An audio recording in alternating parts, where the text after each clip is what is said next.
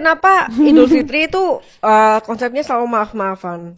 Nah, sebenarnya itu budaya. Bagus tahu. Itu budaya. Itu bagus. Itu bagus. Itu budaya. Budaya doang. Tapi sebenarnya Idul Fitri itu adalah hari berbuka. Makanya orang bilang Idul Fitri adalah hari maaf-maafan. Sebenarnya enggak sih, itu hari berbuka, hari raya berbuka karena kita udah 30 hari menahan puasa, lantas kemudian kita bermakan-makan pada hari itu. Oh, iya. Jadi Idul Fitri karena sudah kemenangan kita itu. Nah, pertanyaannya menang atas apa? Menang melawan hawa nafsu. Nah, hawa nafsu apa? Ketika kita menahan hal-hal yang justru Allah halalkan di bulan itu, kita justru kemudian nggak mau makan.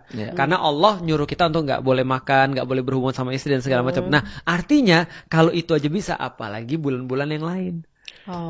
Lantas perubahan culture-nya itu sampai jadi maaf-maafan tuh gimana sih? Itu lokalisasi lah atau kayak orang? Iya, mau apa? Selamat Hari Raya Idul Fitri. Mohon maaf lahir dan batin. Dari mana itu kita nggak tahu. Atau minal aidin wal faizin. Mohon maaf lahir dan batin. Itu cuma pantun aja sih kayaknya sih.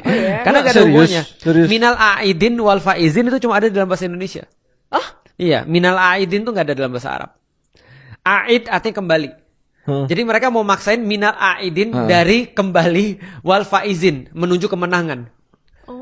Jadi hari kembali menuju kemenangan. Agak aneh sih karena minal aidin itu berarti di negara lain tidak ada yang make ya. Cuma ada di Indonesia minal aidin wal faizin. Nah ini fun fact yang gue baru tahu nih. Iya, mohon maaf lahir dan batin. Nah, mohon maafnya itu dapat dari mana? Nggak ada. Tapi sebenarnya di dalam Islam kita dianjurkan untuk senantiasa memohon maaf.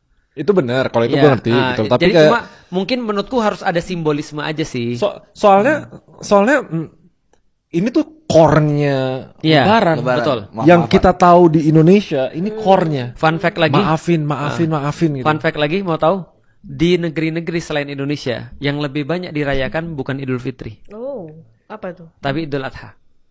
Itu yang lebih besar. Menurut gue lebih make sense. Betul. Menurut gue lebih make sense. Kalau dijelasin secara sejarahnya ya.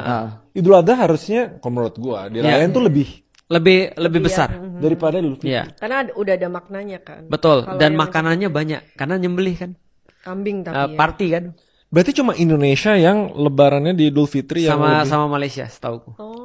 Yang lainnya Idul Adha semua. Di Turki Idul Adha lebih besar. Karena sebenarnya kalau Idul Fitri itu bayangin ya, selama sebulan kita benar-benar nahan, tiba-tiba harus kemudian bikin kayak party gitu. Aneh rasanya. Karena kita kan merasa sedih kan ditinggal Ramadan kan. Nah, tiba-tiba terus kita disuruh seneng. Iya, memang Allah nyuruh kita seneng, tapi sampai sebesar itu enggak. Karena orang sebenarnya sudah harus fokus ke Ramadan. Cuma di Indonesia karena ada tradisi liburan Idul Fitri atau Lebaran sehingga liburannya panjang.